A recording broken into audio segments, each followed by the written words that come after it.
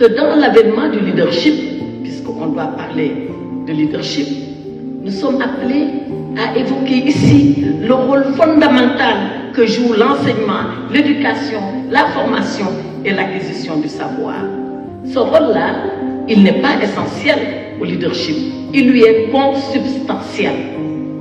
Quand on n'a pas cela, il va vous manquer quelque chose à exercer le leadership, parce que c'est l'enseignement qui inculque à la personne, par les qualités qu'il lui apprend, de conduire les hommes et les missions à bon port. Voilà pourquoi les enseignants que nous voulons honorer construisent le leadership.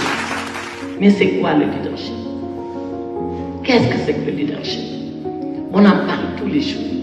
Ce terme est devenu tellement galvaudé que finalement on pense que c'est une notion abstraite où il y a tout, force de caractère, combativité, on met beaucoup de notions. Pour moi, très simplement, c'est trois choses qui font le leadership. C'est la responsabilité, c'est la persévérance, c'est le courage, la responsabilité. La responsabilité, c'est un mot d'origine latine parce que res en latin veut dire la chose.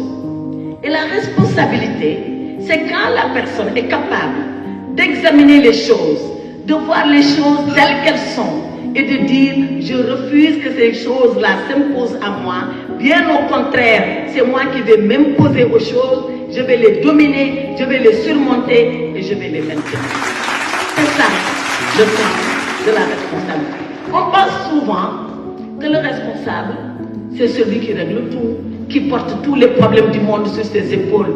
Ce n'est pas vrai. Personne ne peut porter sur ses épaules les problèmes du monde. La responsabilité, c'est à chaque fois d'identifier le problème, de l'identifier, de rechercher la solution et d'avoir le courage de l'appliquer. Voilà pour moi la personne responsable. Mais elle ne suffit pas, ou il ne suffit pas qu'elle soit responsable. Il faut que dans cette œuvre de responsabilité, que cela soit dans la permanence. Et c'est ça la persévérance. La persévérance qui doit être comprise dans le sens de l'engagement et de la renonciation. Pas de la renonciation à quelque